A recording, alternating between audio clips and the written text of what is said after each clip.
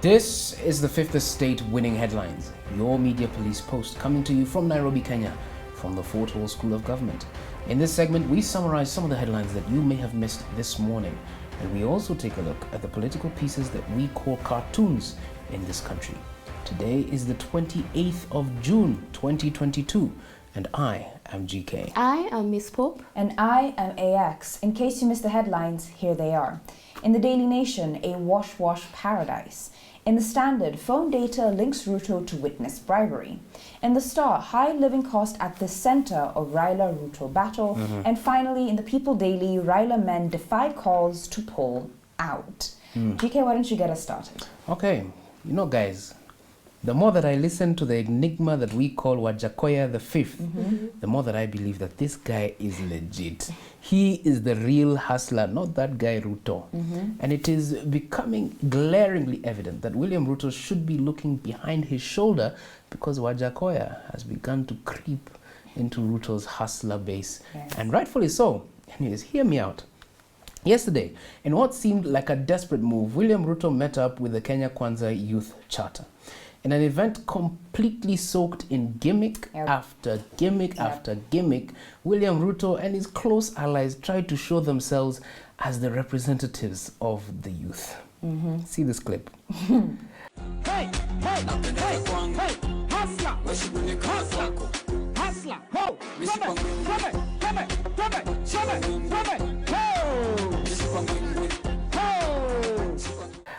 From the shoes to the hilarious 360-degree cam video, Ruto tried to show his base of hustlers that he is one of them. But this didn't work. It seemed fake and felt rehearsed. On the other hand, WAJACKOYAH was touring the Nyanza region recently, standing on the top of vehicles, barefoot, dancing and wowing his supporters. And the response that he received was phenomenal. Indeed. Therefore, the question that I find myself asking is this: what is it about this durag-headed individual that is capturing the minds of young hustlers? What magic juice is this peculiar person using to sway the peeps? In my view, WAJACKOYAH's growing influence is because of his peculiar nature. He is himself, and he doesn't hide it from anyone. This is reflected in the promise that he has made to the people. It is simple, straight to the point, and everyone can tell you what he is about. Let's quickly go through the WAJACKOYAH promise or the WAJACKOYAH doctrine. The big one, of course, is to legalize marijuana, which he wants to use to offset some of the country's debt. He says that he'll export snake venom and sell dog meat to markets that consume it to pay off Kenya's international debt as well. Okay. And then he tells the angry hustlers that he will hang all people found guilty of corruption. To solve our constitutional crisis, he says that he will suspend parts of the constitution that no longer work for country. WAJACKOYAH read the move of country when he also said that he plans on reducing the working week from 5 days to 4 days. Can I hear hallelujah? Hallelujah. Globally, this is keeping with other countries like Spain and New Zealand, which have already started to do so. His message is concise and straight to the point. We all get it, and we can all WhatsApp it. Ruto, on the other hand, thrives in the land of the gray area. He tells us that he will create a hustler fund, but has not yet even defined who a hustler is. Yeah. He says that the country has a debt issue, but does not tell us what he will do about it. He complains about the rising cost of living, but where is the solution?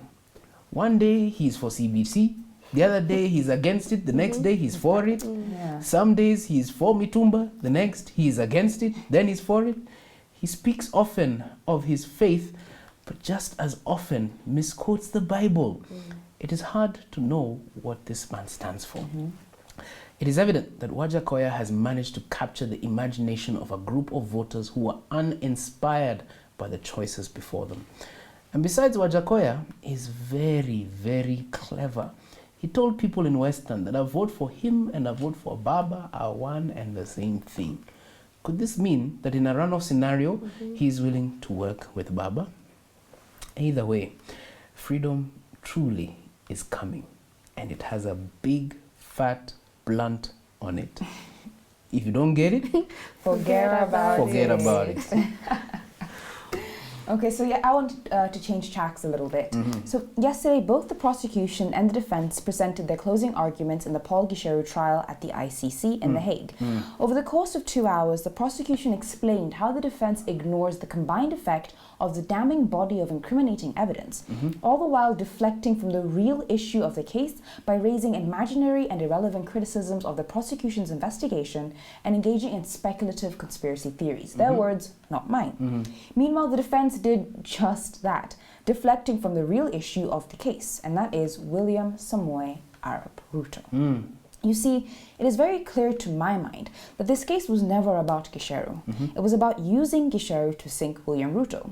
Ruto was on trial by proxy. That is why his name was mentioned 67 times by the first witness at the trial stage. And this is why the prosecution took great pains to establish that the witness tampering and intimidation scheme was, and I quote, conducted for the benefit of and in coordination with William Samoei Ruto. They worked tirelessly to explain Gicheru's role as the link between the funders and or beneficiaries of the common plan that included and benefited Ruto. That this was the real issue of the case. And it is surprising that the defense ignored this. In fact, Gicheru's defense team could not deny the connection between Ruto and Gicheru, and did not deny that if Gicheru acted, it was done for the benefit of William Ruto. Given that the clear purpose of the Gicheru trial was to find a means to seek the justice denied in the Ruto-Sam case, the fact that Gicheru's defense team did not only deny the Ruto-Gicheru connection speaks volumes. First, it alludes to Ruto's complicity. For if Gicheru is found guilty and he is tied to Ruto, then by basic transit of property, Ruto is guilty. Second, it alludes to how Ruto will treat his base. This is because if Gicheru is convicted of witness tampering on Ruto's behalf, at the very least it will tell country that Ruto is not a man who cares for the little guy, despite what he has been telling country these last 5 years. Instead, he is a man who uses the little guy to get what he wants, whether this little guy is witness P-0274 or the people of the Hustler Nation. And ladies and gentlemen, what kind of leader is that? It's a good question. So on the same trajectory, like AX had said, yesterday the prosecution and defense submitted their closing statements in the Paul Gicheru case. What does this mean for William Ruto? That is the question. The verdict now lies in the hands of Judge Maria Samba, and this leaves me with more questions than answers. The prosecution presented 8 witnesses, and during the trial stage, William Ruto was adversely mentioned as the big man who benefited from witness tampering. Like AX says, the first witness alone mentioned Ruto's name 67 times. 67. Yes. The defense, on the other hand, chose not to present any evidence. Does this mean that Paul Gicheru agrees with the evidence laid down by the prosecution? Or maybe he's a state witness who negotiated a plea bargain? In our view, 3 scenarios are likely to emerge from the conclusion of this case. Given that William Ruto has been adversely mentioned, number 1, the ICC may come for Ruto either before the upcoming elections, or second, after the election and Ruto has become president, or after the election and Raila has become president. Allow me to elaborate. So number 1, if ICC strikes before the August 9th elections and issues a warrant of arrest against William Ruto, will he be on the ballot? That is the question. Will someone go to court to challenge his clearance by the IEBC? Or maybe the hustlers will go to the streets to demonstrate. The difference between the 2013 ICC case and this case is that William Ruto was then just a suspect with charges against him. A warrant of arrest, on the other hand, is a different ballgame. And maybe this is why William Ruto frantically needs the presidency to hide behind it. Number 2, if ICC strikes after the election and Ruto is president, then we may find ourselves with an al-Bashir situation. The president of Sudan, al-Bashir, was accused of committing crimes against humanity.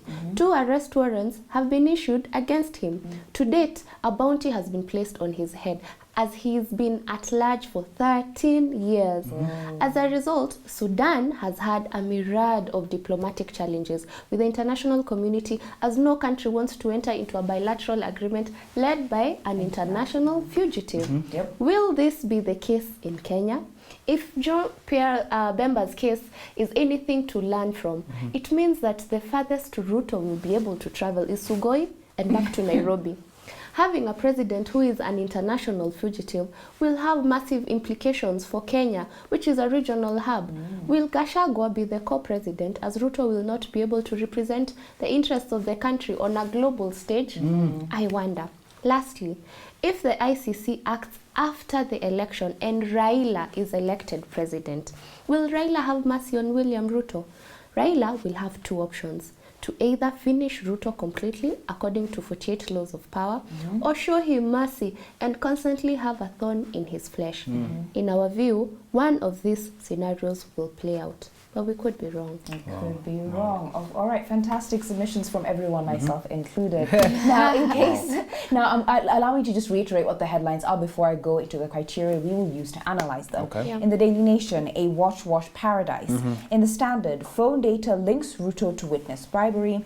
In the Star, high cost of living at the center of Raila-Ruto battle. And finally, in the People Daily, Raila men defy calls to pull out. Now, we have a three-part criteria that we use to judge our headlines. We ask ourselves three questions.